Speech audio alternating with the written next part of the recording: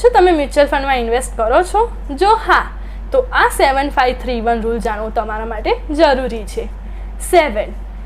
7 indicate કરે છે કે મ્યુચ્યુઅલ ફંડમાં ઇન્વેસ્ટમેન્ટ ઓછામાં ઓછા 7 વર્ષ રાખવું જોઈએ, જેથી નેગેટિવ રિટર્નનો ચાન્સીસ ઘટી જાય છે.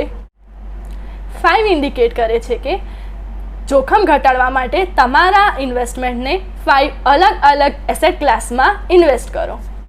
3 ઇન્ડિકેટ કરે છે કે રોકાણના શરૂઆતના 3 વર્ષોમાં મુશ્કેલ તબક્કા આવી શકે છે. ફર્સ્ટ છે ડિસઅપોઇન્ટમેન્ટ, જેમાં ઇન્વેસ્ટમેન્ટનું રિટર્ન 7 to 10% પણ થઈ શકે. ઇરિટેશન, જેમાં ઇન્વેસ્ટમેન્ટનું રિટર્ન થઈ જાય છે 0 to 7%. ત્રીજું પેનિક મોડ, જેમાં મ્યુચ્યુઅલ ફંડમાં ઇન્વેસ્ટમેન્ટ કરેલી અમાઉન્ટનું રિટર્ન નેગેટિવ પણ બતાવે તો પણ આપણે કામ રહીને લોંગ ટર્મ બેનિફિટ લેવાનો છે.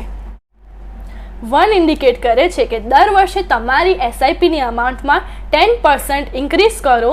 જો તમે આ પેટર્ન 20 યર્સ સુધી ફોલો કરો છો તો તમારી ઇન્વેસ્ટમેન્ટ અમાઉન્ટ ડબલ થઈ શકે છે. શું તમે આજે જ તમારી એસઆઈપીની અમાઉન્ટ વધારવા માટે તૈયાર છો? Then contact Kashish Finser. For more interesting information, subscribe to my YouTube channel now. Thank you.